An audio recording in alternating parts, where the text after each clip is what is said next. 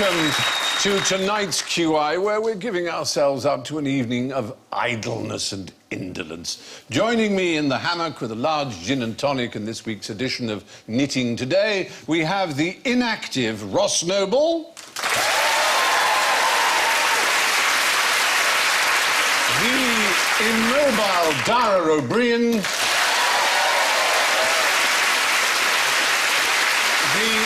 indolent Jeremy Clarkson, and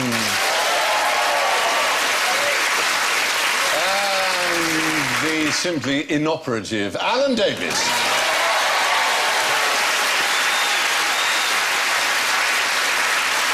And should any of our panel feel the need to bother with their buzzers today, they sound like this. Ross goes, Dara goes, Jeremy goes, and Alan goes.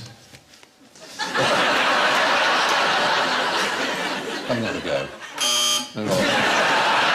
It's that kind of a lazy day. And before we dive in, I should remind our panel of the Nobody Knows Joker. Nobody knows. Yes, for this series, there may be a question to which the answer actually is nobody knows. And if you think that I've just asked that question, then wave the question mark that Alan has just demonstrated. And with that, we might as well shamble along into a question. I've got my hands on the American nuclear trigger. Without putting yourselves to too much effort, see if you can tell me what the code is. Secret trigger code. The secret trigger code given to every American president between the years of 1960 and 1977. I think that if you've got to remember it under pressure, Yes. and it would be a pressure situation, Surely. beginning the end of the world, it's got to be something quite simple. It's 00000000. That literally was the code. 4 zeros twice, 8 zeros. 8 0. I'm good at that. 8 zeros. That was the password. Is that because you're just about... It's the end of the world, and you're going to go, oh.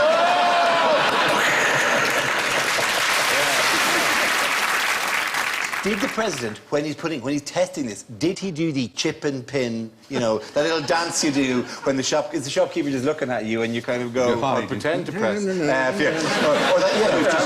you do a boogie, because I just do a cover. No, because you not noticed polite shopkeepers now do this, which is what they call the penny chews. Yeah. We just go like that and they do I think it's pretend to do other numbers than the ones they're doing. Yeah. You're there with the lovely Debbie McGee going...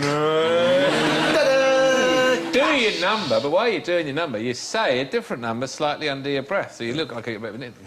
Well, that's like all rubbing your tummy and patting your head.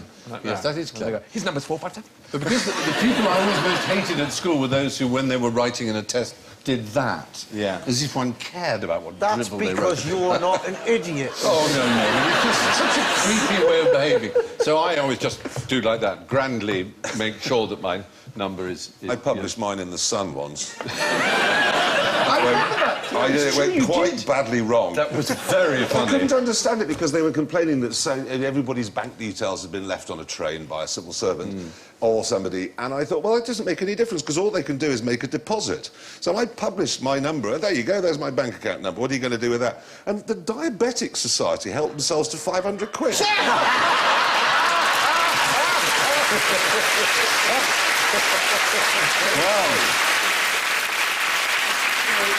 In case we feel smart, the British code, what do you think that was? Crikey. You didn't even have one, is the answer. Basically, it was a bicycle lock key. And to arm the weapon, you remove 2 screws from a panel, like opening the back of a remote control device. You know, and this revealed the sequence of dials. But this wasn't codes, it was merely settings, whether you wanted the bomb for an airburst or a ground burst. You just do it really like that. So Harold Wilson had to undo the back of a panel, and then... I don't think they brought politicians into it at all. It was just Flight Lieutenant Sanderson. Oh, he just set it off. That's right. When the mood took him. Yeah. They should have had it like, you know, the top of a tin of ham. Yes. Well, the world's going to end, but never mind. Lovely ham sandwich. Absolutely. That would have been the answer. As far as passwords are concerned, what do you think is the current state of advice? I'm sure everyone watching probably has passwords for anything from bank accounts to social media. What's the advice? The advice is that you should always have a different password for every single thing that you have. Right. And they must always contain at least 8 digits, some of which should be numbers and some of which should be letters, and you mustn't write them down anywhere. Exactly. That's the point. That kind of advice is useless because there really isn't a human being on the planet, certainly one wouldn't want to meet, who would be capable of holding all those in his head at the same time. And actually, the current advice is don't bother about writing it down because if you've written it down and you've got it in a drawer in your desk, you're more likely to have your password stolen online by malware than you are by a burglar getting into your house and seeing it's written down somewhere. If you need lots of different ones for a lot of different things, do what I do and have each of the 7 dwarves. Oh, you've given it away. I also think a burglar breaking into your house is usually like a lot less interested in information theft That's the point. than he is in selling your that's television. exactly the point. I think it was oversold, this idea of writing it down being dangerous, because there's a complete mismatch between the kind of person who will get your password by using technology and the sort of person who breaks into your house to get your TV or whatever. You've really got to watch them smackhead geeks. They're the ones. They're the real ones. They're like that with glasses on. It's a small cadre of the population. Have you noticed, have you ever tried to wire up a Wi-Fi router? Oh, a minute. When you're on the phone to a man in India and he says, go and read the numbers off the back of the Wi-Fi the MAC router. numbers. Why does it have a password on the back of the router? There's a default password that the routers have that you can change by going in using your web browser. You can access your... Are you a help desk of some description? I am a bloody hell. There's all my friends call me up with it. Just because I'm a boring nerd, but as it happens. But what you're saying is Have correct. you tried turning it off? Or the one that said, take the card out and hit it with your teeth. Have you had that one? Hit it with your teeth? Yeah, that. What? Yeah. And I just... Oh, my God. He went spotted you. I've got Jeremy Clarkson. Take it, shove it up your arse. Go on.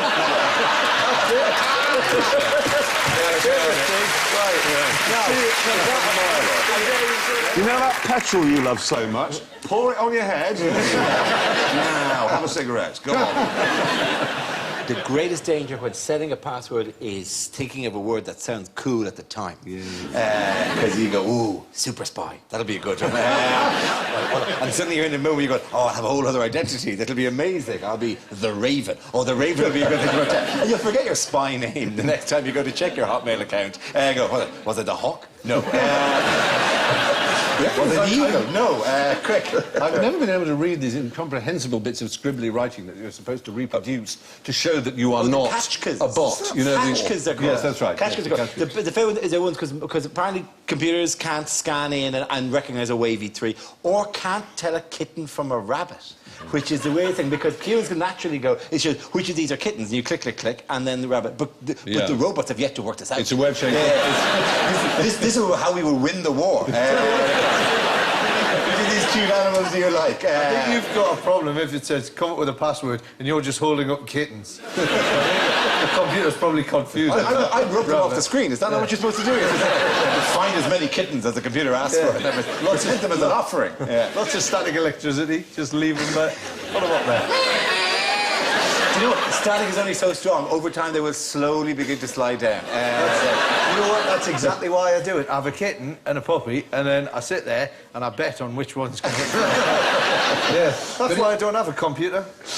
But it's strange how the biometric systems that have been in movies for at least 30 years, you know, retinal scans, thumbprints and so on, aren't really used. I mean, there are a lot of laptops that do ask for a thumb, but they haven't really taken off, have they? Oh, I love the eye thing at airports. Do you use this? Yeah. Yes, and it's really good. Get very, very drunk on the plane, so your eyes are completely bloodshot. I'll never do it this time. I'm going to be locked in this box forever. And you know, it always knows it's me. But my favourite, the best one to do in an airport, and it helps if you've got hair like mine, is you know that when you go through the first security bit and they take your photograph, what I do is I do a different hairstyle. And then change it for the next time. And then whom do you think that's inconveniencing more? The security person or you? Who's the one who's having things looked up their bottom I'll tell you and what. missing their flight? Well, maybe Well, you know, that's- there's only so much Whatever time you you can can- kill in duty-free. Why not shove something unusual up there, you know? Go on, guess what that is? Guess what it is? Say what you see. Went to Gatwick. Went to Gatwick to go on a flight to Spain, and you know the way somebody behind you gets stopped and they go, "You've got fluids or whatever," or they go, "You can't do this," like whatever, and they said, and they all started laughing. And they said, "I'm sorry, sir, you can't bring this through, right?" And they took it, and it was like one of those 2-litre bottles of soft drink filled with water and a fish floating around. They wanted to take their fish They holiday. brought their fish with them wherever they were going, right? And then you can see a man kind of going, "The fish is grand. The fish is not the problem." Right? But the fluid, I'm afraid you can't bring the fluid. Are you sure it wasn't just a Japanese couple and that was their packed lunch? You just have to drink a bit of the water. To prove that this is... Prove it's not a... Presumably the fish is already proving that it's not bomb. But evidently, You know what? Fish don't swim in they're nitroglycerine. cutting out been trained to swim in explosive fluid. That is exactly how I found out that I really like baby food. Yeah, that's what they because make you eat they it. say, "Can you eat a bit of the baby food?" And I went, "Yeah, all right." And I said, "Yeah. Oh, that's good, that." We'll get some more for the child. We'll give her peanuts. Delicious. Stewed apple. Oh, yes. Very Lovely. fine. Anyway, yes, the point is, there's more chance of someone tracking your computer than breaking into your house, and the latest thinking is that you might be better off really choosing a complicated password and writing it down. What's the best way to ensure that you get the best person for any job within a hierarchy? Or indeed, if you like, the least bad person? I'm talking about a principle in the promotion of people within office hierarchies. Everyone gets promoted to one level above their degree of competence. Yes, that is So you exactly right. Do you know what that's demote called? someone. Do you know what that's called? There's a name for that. The Peter principle? It's the Peter principle. Yes. The idea is, if, say, you start in an office and you're very good at filing or whatever, they say, "Hey, we'll move him up to this or her up to this." They go up to that, she's trying to go to that, move her up, move her up. As you're good at things, you will get promoted. Until you get to the thing you're not good at. And that's the sort of inherent flaw with a hierarchical system. So what would be the best way of electing MPs?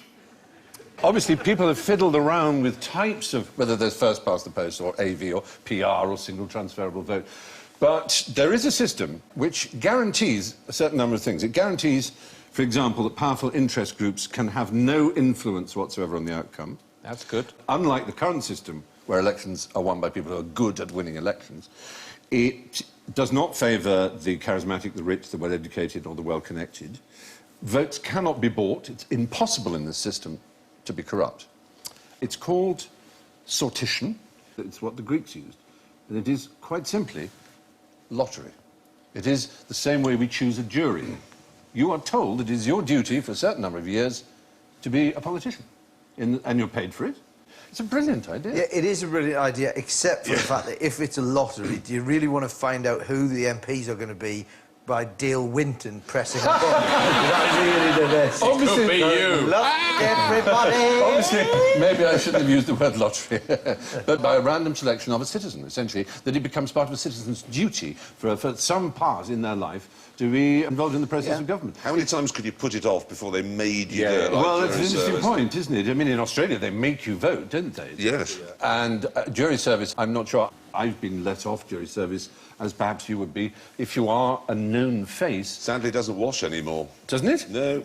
Oh, I wrote a letter and I'd said, love look, the- I'd I'm love very the- sorry, but I don't want to have some blood-dripped murderer staring at me saying, I know I you. love that. The defendant comes out and sits down. Oh, shit, it's Clarkson. Oh, God, no.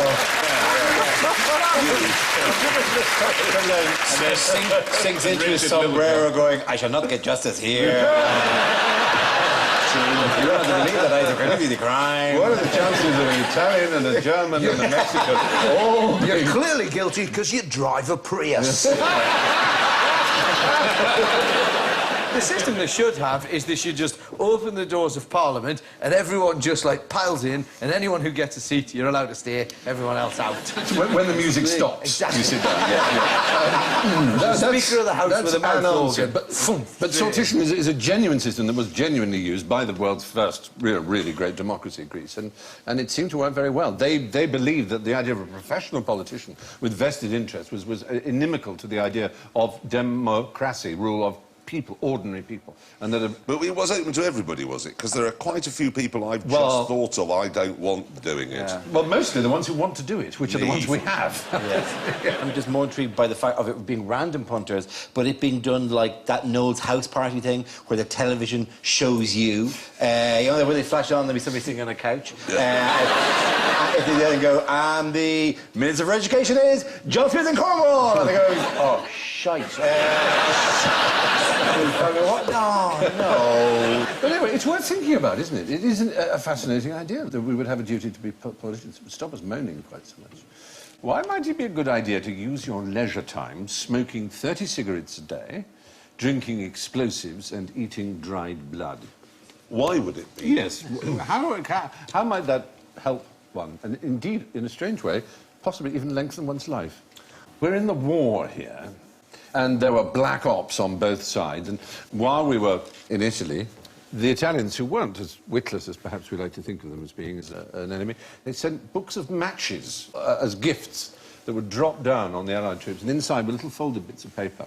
And the folded bits of paper said, look, there they were, look, this is how to pretend to be ill, very convincingly. You're going to lose the war. You're having a miserable time fighting us. It's ghastly. You're probably going to be killed. You've got a family back home. You've done your bit. Just pretend to be ill, and you'll get sent home. It's rather clever. And it gives advice for psychological things as well. It says, act as if you hate to be ill. It's quite good psychology. Stick to one set of symptoms, and don't tell the doctor too much. Basically, smoke as much as you can, 20 to 30 cigarettes a day. If you normally smoke as much, double it. And otherwise, there are various other little tricks you can use. Why smoke? I mean, this is before people were going about lung cancer. I know people did smoke a lot. It wasn't about lung cancer. It was about the fact that it made people breathless, and it could bring on conditions similar to cardiac arrhythmia and so on. Okay. Isn't it easier to just shoot yourself in the foot? Well, the trouble is that was such a known thing, a blighty one, it was called. I mean, anybody who was shot in the foot in the war, people went, I don't think so. Ear. Yeah, that's it. Shoot yourself in the ear. There's a whole It's a thing. difficult one to get exactly right. Well, And your foot, the worst is you're going to, like, end with a bullet in the ground. But I like, think I could blow my own ear off. They're telling you how to paralyse your arm by bandaging a pebble on your funny bone. And then there's a needless drawing of a bottom, figure 1. There's no such thing as a needless drawing of a bottom. That's all I can say. Yeah. I don't know this is It doesn't feature in any of the inside. Why is there a bottom? Not mentioned. No, Just there to catch your eye. Advertisers do these days. Meaningless group. But the British, of course, replied in kind, and Yeah. what we tended to do was flood them with books that looked like real German manuals, sporting books, all kinds of things, a Catholic prayer book, and sort of halfway through, suddenly, there would be this list of ways of how to pretend to be ill. And we really did use an enormous number of them. There's a man called Delmer who was in charge of it, Dennis Sefton-Delmer, and he hoped to appeal to the sort of Germans' inner Schweinhund, as he called it. And there were manual, step-by-step instructions as to how to fake a wide range of diseases. And they sort of had a double effect. Once, because the Germans knew that they were there, obviously, and that meant they doubted a lot of people who were genuinely ill and sent real ill people back to the front, where they could be, A, demoralised, and B, spread infection. And generally, it's just all part of the strange little things people do. But they also gave a good way to fake tuberculosis, and this is really fascinating. How would you fake tuberculosis? This is a time, of course, well, sadly, we're in a time again when tuberculosis is quite a big threat to the world population. Pretend to be a badger. Well, it's the issue Well, they all of got them. whether or not badgers do or don't. Yes, I know. I can tell which side you're on in the great badger debate. But aside from that, tuberculosis... Glass, the powdered glass. Well, certainly you have to cough blood is important. Yeah. But the mucus you bring up is going to be analysed by a doctor. This only applies to men, and I think you'll see why in a little while. So get yourself a nice genuine cough by doing a lot of smoking. Tell the doctor you had flu some time ago, but the cough just hasn't gone away, and that there's blood in your mucus. You can add the blood to your mucus, obviously, just cut a finger and just add it to your mucus. You know, that's easy, because he'll want to analyse it. But what do you add to the mucus that would allow him to believe that you might have a tuberculosis bacterium inside? Well, Sperm. you're very close, horribly close. I'm afraid it's a little worse, in fact. What the gentleman must do is not wash downstairs for a while until cheese develops under the foreskin. And they take a little bit of this cheesy substance and add it to the mucus and the blood. And so when the doctor asks for the sputum, you give them that. And a lazy doctor, and a pretty averagely competent doctor, would be fooled by the similarity of whatever it is in smegma. You just would rather not do the analysis. Yeah. He wouldn't know that it was Is he not just going to send you to a psychiatric ward going, you're eating knob cheese? No, the point is he doesn't know it. You're using your knob cheese because it looks like TB bacillus. You don't... Yeah, That's the point. Yeah, but the thing is, he's going to know, he's going to see the crackers falling out your pocket. The what? Jacob's crackers. You can't just eat it straight away after. You can't. Other crackers are available. Get it up.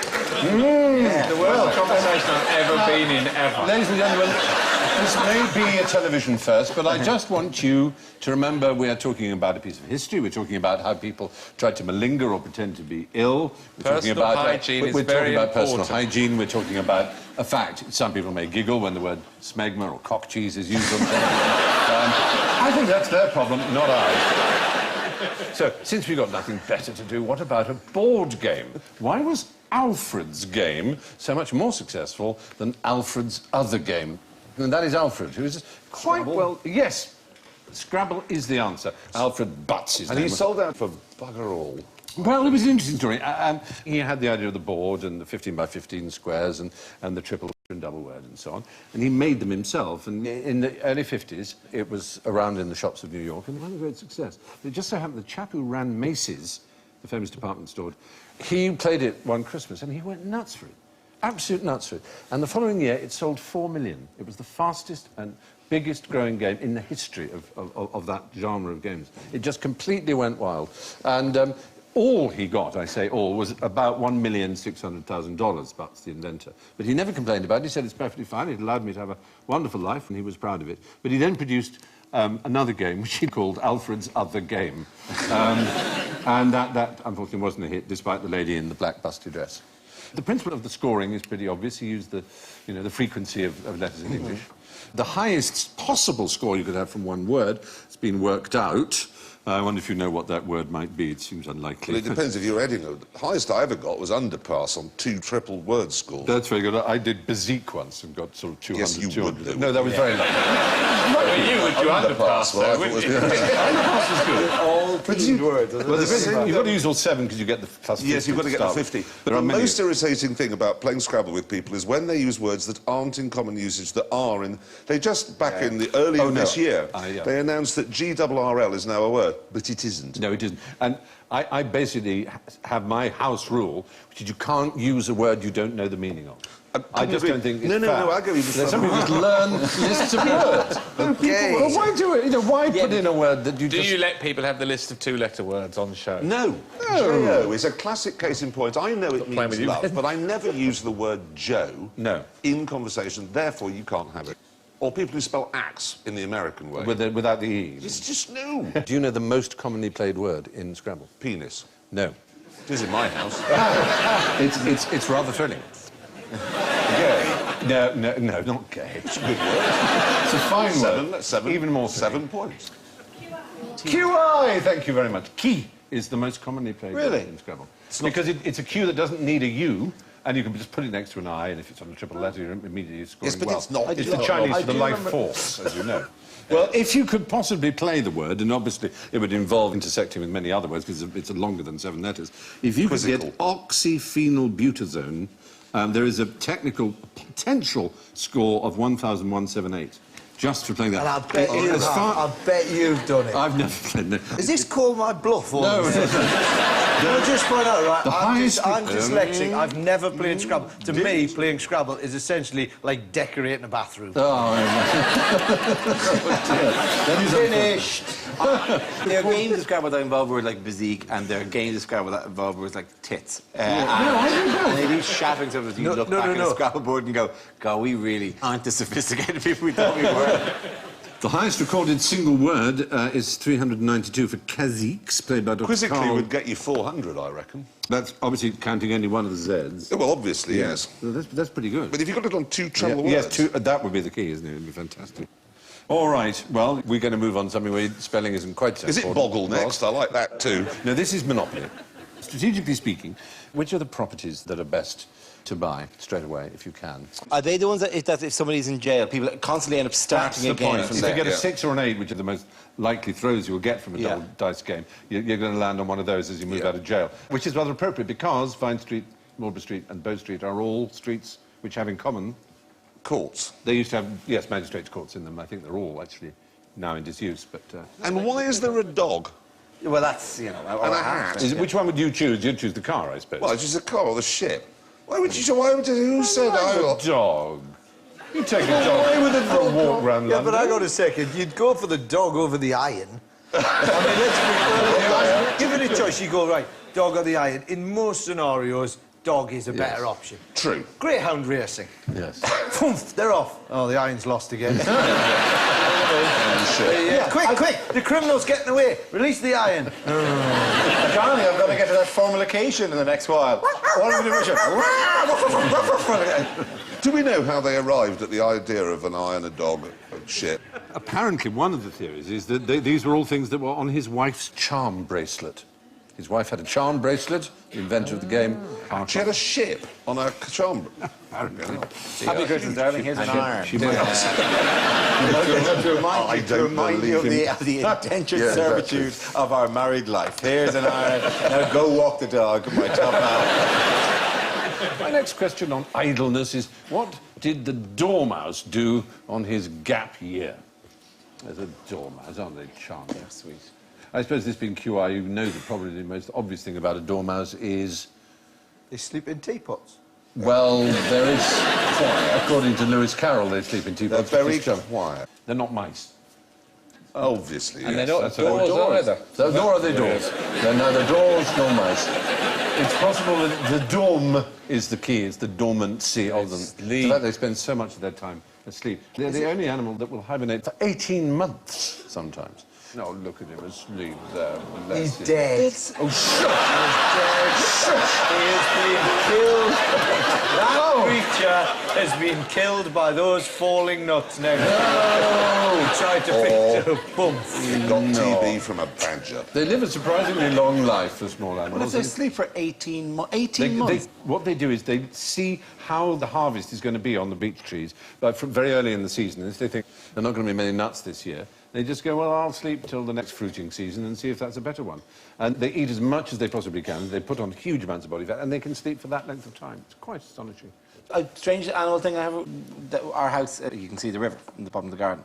And we were showing this to some people who brought their kids for like a barbecue. And a squirrel came down off one of the trees and scampered out to the edge of the water. This is the Thames now. And then started swimming in the water towards far shore. And you could see the ripper where he was going. The tail, when wet, thump, it disappeared.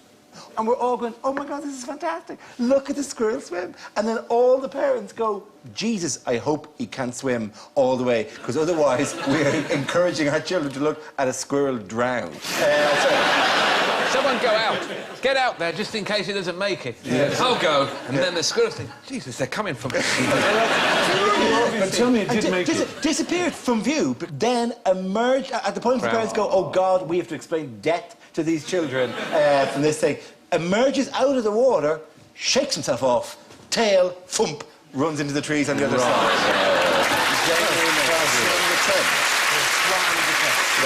Very happy. And raised 400 quid for sport relief. Very good. You have to watch the last item on every local news coverage, because 2 minutes later he was on water skis. Now, could you demonstrate the best way to sit the dolls you have been given, which you should find somewhere, in a chair? We're really after what's best for the back. So you've got a chair and you've got a bendy... Some say that his politics are terrifying. Please don't pull the string. These are stigs that you can buy in shops.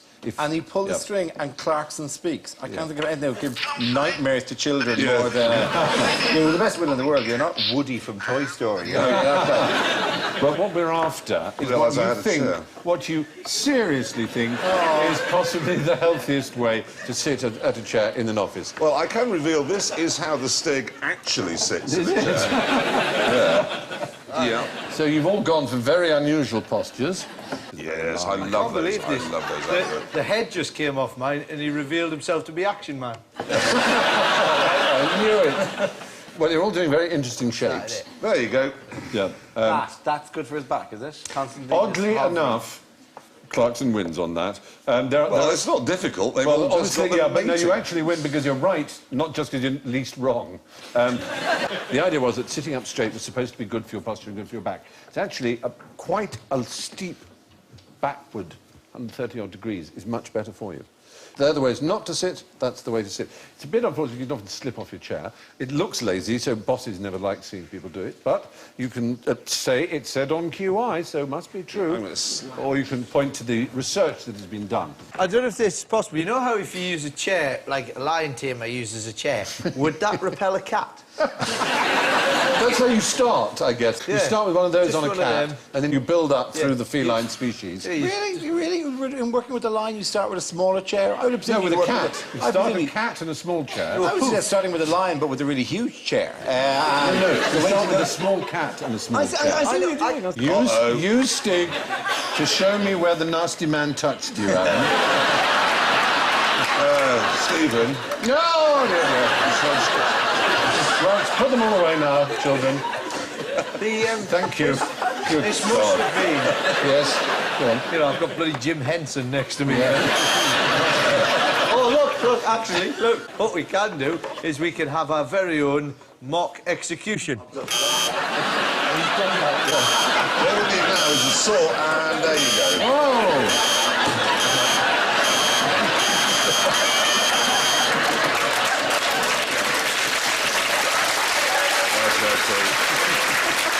Just because he revealed his identity in a book, you've got to fry him. It seems unfair. Moving on. If you can put away your toys now, please, because thank you. Let's have an ingenious interlude now. I want you all to make a homopolar motor. And you should have a bowl with these. This was first done in 1820 by one of the great scientists of the world. And it's actually rather amazing. You've got the wood screw, you've got a magnet, you've got a piece of wire, and you've got a battery, obviously. What was it, a demonstration. homophobic motor, did you say? No, homopolar. Homopolar. Homopolar. It means you get rather depressed and you're gay. So no homo nonsense. We'll show... Sir, what do you have to do? What's the tape Show behind? the tape. The tape behind. Oh, there's a man in Take the screw in your You touched. right hand with the what? What's he doing Magnet. now? Is that just stuck to the... What's he done? Oh, I see that. That's it. Okay, hang on. That's it. Holy moly, if that this is works. And the extraordinary thing is how fast it goes round. Jesus. It spins round so Oh, fast. yeah! It really, really does. Still going, it's still going! I'm not even connected! Why doesn't mine work? Why is that working? Look at that. And what happens if I was to use the power from the buzzer and just stick that... It's still going without the wire being involved. It's slowing down, isn't it? It's what? It's slowing down. You can't, you know... You don't need the wire. It's still at some... Your finger might be completing the circuit. I've got sparks! I've got sparks! dropped it down there. Oh dear. Perhaps you could be kind. Thank you. There you are.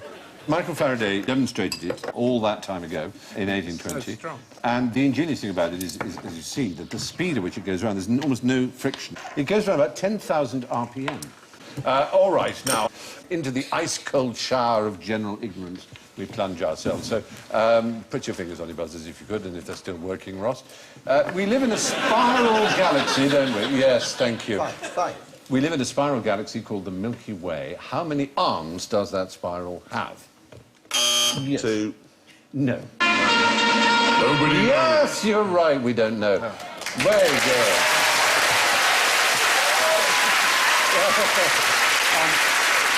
And the reason we don't know is because we're inside it. And we could possibly know that. Yeah, because we're right inside it. We can see distant galaxies and count their arms, but our own, when you're inside, you can't tell. So it's as simple as that. There you go. Now, can you be bothered to tell me what make and model of car this is? Yes? Oh, it's a three-wheeler. What are they called? You drove one hilariously when What your is it? programme kept falling over around corners. Is it a Robin Reliant? A Robin Reliant? It's a Robin. That was really mean of me, because I knew someone was going to do that. Because everyone calls it a Robin Reliant. It's not a Robin Reliant, or indeed a Reliant Robin. That is the Regal Supervan. Yes. The actual Robin was a different model, but for some reason that's the one that's stuck in everyone's head. Right. And there's the one that gets in the way of Mr. Bean in his Mini as well. People think that's a Robin Reliant, but in fact they are these Regal Supervans. I believe you have driven a Reliant Robin. Would you like to remind yourself of that experience? Yes, this was setting off in it. Sheffield. It was Sheffield, was It it? was in Sheffield, and you it's get to the very very funny. first corner. And that was a fast one, and then it rolled over again. And then it rolled over all day. Then it rolled over again, and then it rolled in the river. No, apparently letters came to your office once saying that if Mr. so-called Jeremy Clarkson On so-called gear, yeah. knew how to drive the Robin, he would know that you cannot drive it at speed. Yes, as if you were all incredibly disappointed by that. Yes. footage. Bother. Oh, no, it's rolled over again. I must remember to drive more dear. carefully. So a completely boring road test. So I believe you then challenged the Stig to drive it on the track. He rolled it over. On the first corner. It's unbelievably comfortable to roll over it. You'd be very surprised as it flops over. I don't know why, it's the shape of the front wings, and it's just, oh, that's nice. Because, you know, it's quite annoying to be sitting bolt upright, and everybody looks a bit idiotic when they drive. Everybody does. If you actually look at people in a car, and so to just think, I'm a bit weary, and they just go, oh, yes. And have a lie down. I once flipped a Land Rover. I had a Land Rover. So the thing went over, went bang, like, went onto its roof, onto its side. And I was my wife's lip gloss hit me in the face. And then the sat-nav that was on the dashboard just came crashing down, and I was lying there, the dust was all over the place like that, and the sat-nav went, off route, recalculate. It's possible to do a U-turn. It was a marvellous... I just remembered when we did the rolling the Reliant Robin over, needless to say, health and safety got involved. And they made us take every single thing out of the car, including my cigarettes and cigarette lighter, lest these catapult themselves around and smack me in the eye. So every single thing had to be taken out. And then they put in this sort of, those window-breaking hammers with a very sharp point, very substantial piece of steel, a window punch. And they put that in the centre console. And the abiding memory I had as the thing was this spike. The safety equipment bloody nearly took my head off. Well, that's unhealth and lack of safety gone mad. I'm thinking of training as either a doctor or a vet, obviously. I want the... oh, good God. I want the shortest possible course. Which should I choose? Which is the quickest one to become? I'll do it. OK, ready? Yeah. Doctors. There you go. Yes, people have it in their heads that for some reason it takes longer to qualify as a vet than as a doctor. In fact, it doesn't. By about 2 years, it doesn't. A veterinary degree takes 5 or 6 years, depending on the course. But to become British GP, you must train for a minimum of 9 years. There's 5 years, you may get the word doctor, but at least... and then 12 years if you're going to be a hospital consultant. So. How long was it for vets? Vets was, well, depends on the course, but 5 or 6 years. OK. Yeah. And then they have the highest suicide rate, do they not, of any job? Because the only people who want to be vets are people who love animals. Yes. And most of the time you're... They just, what you do is, I love animals, I so want to be a vet when I grow up, and you study for 6 years, and then all you do is drive around the countryside killing animals. My dog's not well. Sleep. My horse, it's been in the family. Eventually, it's going to get to you. Eventually, you're just going to get fed up with Perfect. If you're doing them 3 at a time, it's surely already. And also, you're not quite as emotionally attached as you previously were. You're popping them gang-styley, you're doing it on the back, you're lining them up 3 in a row to see how many you can do with them. I mean, I'm sometimes terrified when our vet comes to shoot the donkeys or the horses. Shoot Donkeys or a horse, donkey or horse, you decide. when you did that sound effect there, that's the end of EastEnders. Yeah, you said it. So now, in my head, every time I watch EastEnders, and they just go... Horses are dying. Should have been leave you now, and you just hear... Doo, doo. I'm just going to imagine these bleeding donkeys falling. Should have been the music for James Harriet. That's what it should have been.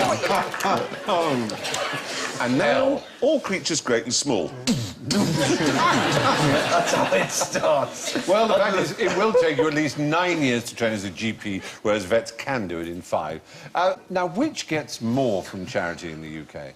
Animals or humans? Oh, it's donkey sanctuaries, like it's animals.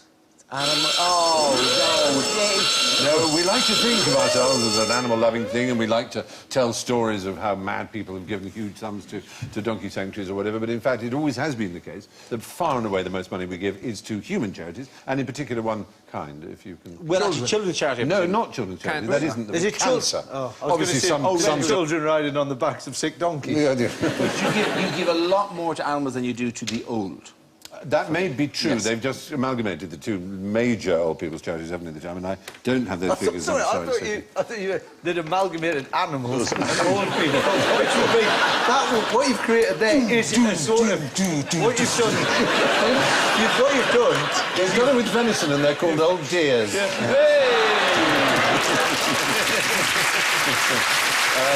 Basically, yes, cancer research gets the most by massively in front. Children's charities do well, and obviously some of those are also cancer-related, but not as well as the National Trust. The National Trust gets more money than children's charities do. The RSPCA is Britain's favourite animal charity, but even that has never been in the top 10 of British giving.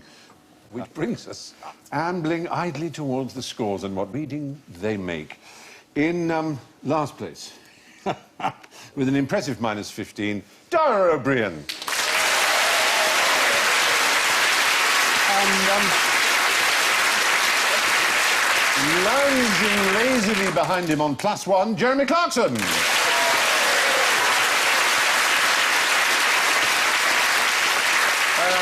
Just a little bit ahead there, though, on +4, it's Ross Noble.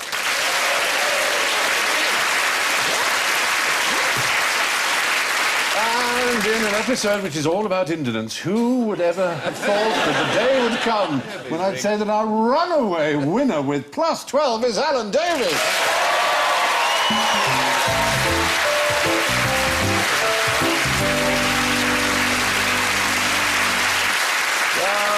That's all from this indolent edition of QI, so it's good night from Dara, Jeremy, Ross, Alan and me. And if it's any consolation to our losers, I'll leave them with these wise words from James Thurber. It's better to have loafed and lost than never to have loafed at all. Good night.